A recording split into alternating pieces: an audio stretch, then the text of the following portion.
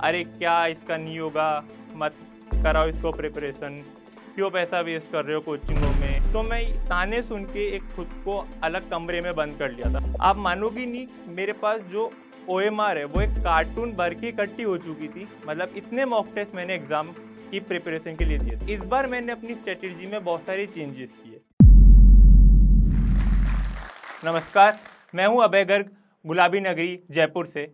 मैं अभी एमबीबीएस कर रहा हूं government medical college Barmer Rajasthan से। मैं एक एमबीबीएस स्टूडेंट होने के साथ साथ एक एजुकेटर भी हूं।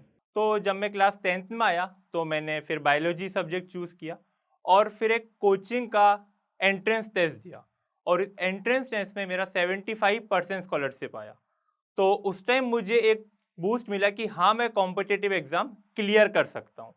तो मैंने कोचिंग में एडमिशन ले लिया।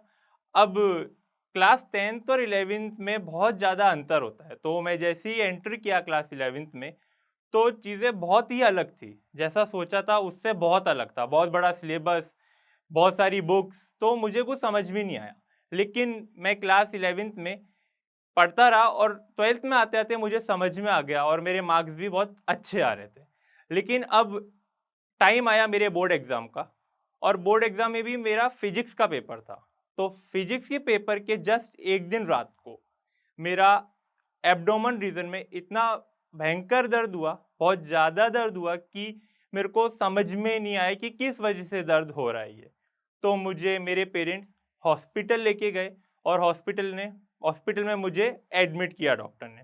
अब मैंने डॉक्टर से कहा कि आप मेरे को प्लीज़ डिस्चार्ज कर दें क्योंकि कल मेरा फिजिक्स का पेपर है। लेकिन डॉक्टर बोले कि नहीं, हम नहीं कर सकते, आपकी कंडीशन थोड़ी क्रिटिकल है, हम आपको पेपर नहीं देने जाने देंगे। लेकिन मैंने उनको रिक्वेस्ट किया कि आप मेरे को प्लीज़ पेपर देने जाने दें, फिर मैं मेडिकेशन कंटिन्यू कर लूँगा। तो उन्होंने मेरी रिक्वेस्ट पे फिजिक्स का पेपर देने की मुझे परमिशन दे दी।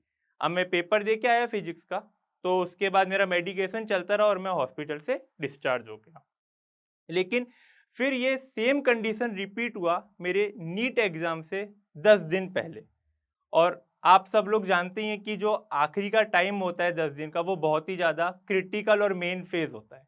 तो एग्ज़ाम से पहले मेरी सेम कंडीशन हुई और उस टाइम जो दर्द था वो बहुत ज़्यादा था पहले के मुकाबले। फिर मेरे को वापस एडमिट किया गया और डॉक्टर ने बताया कि बहुत ज़्यादा बैक्टीरियल इन्फेक्शन हो चुका है, तो इसके ट्रीटमेंट में अभी टाइम लगेगा। अब मोमेंट था मेरा आखिरी का, नीट की तैयारी पीक पे चल रही थी और उस टाइम पे मैं हॉस्पिटल में एडमिट हो रखा था। एडमिट होने के साथ-साथ मैं थोड़ा पढ़ता था, लेकिन इतने उसमें मैं नहीं पढ़ पा रहा था और मेरा नीट का एग्ज़ाम का दिन आया तो मैंने डिसाइड किया कि कोई बात नहीं, मुझे अपना बेस्ट देके आना है। अब मैं पेपर देने गया, तो जब मैं पेपर दे के आया तो एक्सपेक्टेशन से भी बहुत बुरा हुआ मेरा पेपर। मुझे कुछ समझ में नहीं आया क्योंकि पेपर के टाइम पे भी मेरे बहुत पेट में दर्द हो रहा था। अब पेपर दे के आया तो सारी आशा निराशा में बदल गई। जो एक्सपेक्टेशन थी वो सब खराब हो चुकी थी। लेकिन कहते हैं कि एक दरवाज़ा बंद हो जाता है तो दूसरा खुलता है। तो उस टाइम पे एम्स और जिपमर नाम से 2 अलग एंट्रेंस एग्ज़ाम होते थे। तो नीट में और उन एग्ज़ाम्स में अराउंड 20 डेज़ का गैप रहता था। तो मैंने सोचा कि कोई बात नहीं, नीट का एग्ज़ाम मेरा अच्छा नहीं हुआ तो मैं इन एग्ज़ाम के लिए प्रिपेयर करता हूँ। तो मैंने मेहनत करी और मेरे एम्स एग्ज़ाम में बायो में 99.9 परसेंटाइल आया और जिपमर में अच्छे मार्क्स आए। मेरा सिलेक्शन नहीं हुआ लेकिन मुझे उससे एक बूस्ट मिला कि हाँ, मैं वापस तैयारी कर सकता हूँ। तो मैं वापस तैयारी करना स्टार्ट किया। इस बार मैंने कोई कोचिंग नहीं करी क्योंकि मुझे अपने वीक पॉइंट पता थे, मुझे उन पे वर्क करना ज़रूरी था। तो मैंने उस टाइम पे ऑनलाइन रिसोर्स का हेल्प लिया और ऑनलाइन रिसोर्स पे भी जो neetprep.com है, मैंने पूरी तैयारी उससे करी। उसकी टेस्ट सीरीज़ से की और वीडियो लेक्चर से करी। मैंने पूरा neetprep.com पे रिलाई किया, तो मेरी तैयारी बहुत अच्छी चल रही थी। लेकिन एक नीट एग्ज़ाम के टाइम पे मेरे साथ वापस एक ऐसा इंसिडेंट हुआ जो कभी किसी के साथ ना हो तो बहुत अच्छा है। मतलब वो इंसिडेंट आप कभी सोच भी नहीं सकते। नॉर्मली क्या होता है कि कोचिंग के अंदर जो अपने टेस्ट होते हैं वो 2 से 5 होते हैं नीट के टाइमिंग पे और पूरा टाइमिंग दिया जाता है 2 घंटे 50 मिनट का पेपर के लिए। लेकिन जब मेरा नीट का एग्ज़ाम था तो पता नहीं उस दिन सेंटर पे क्या दिक्कत हुई, क्या ट्रेनिंग प्रॉपर नहीं मिली थी इन्विजिलेटर को, या किस एंड पे गलती थी कि जो क्वेश्चन पेपर है वो हमें पूरे 45 मिनट लेट मिला। मतलब 2:45 पे पेपर मिला मेरे को और मैंने 3 बजे करना स्टार्ट किया। अब पेपर जब 3 बजे करना स्टार्ट किया तो मुझे समझ में नहीं आ रहा था कि कहाँ से क्या स्टार्ट करूँ, क्योंकि 1 घंटा निकल चुका था और मेरे को पूरे 3 सब्जेक्ट करना बाकी थे। लेकिन मैंने खुद को शांत करके जैसे-तैसे करके पेपर किया।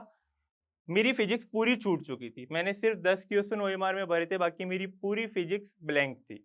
अब इस बार बहुत ज़्यादा उम्मीदें थी मेरे घरवालों को, दोस्तों को, क्योंकि बहुत अच्छे से प्रिपरेशन करी थी मैंने और मेरे मॉक्स में भी बहुत अच्छे मार्क्स आ रहे थे।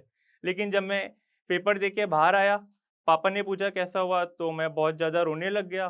तो उन्होंने कहा क्या हुआ? मैंने बताया कि ऐसा-ऐसा मेरे साथ इंसिडेंट हुआ, क्वेश्चन पेपर मुझे लेट मिला। तो पूरे घर में एक मातम छा गया, मतलब दुःख का माहौल कि सब लोग एकदम दुखी हो गए। सारे रिलेटिव्स के कॉल आए, क्या हुआ? इसका तो हो जाना चाहिए था ना, इस बार क्यों नहीं हुआ? इसकी तो तैयारी भी थी, बहाने बना रहा है, ऐसा कुछ भी नहीं हुआ, पेपर लेट मिला।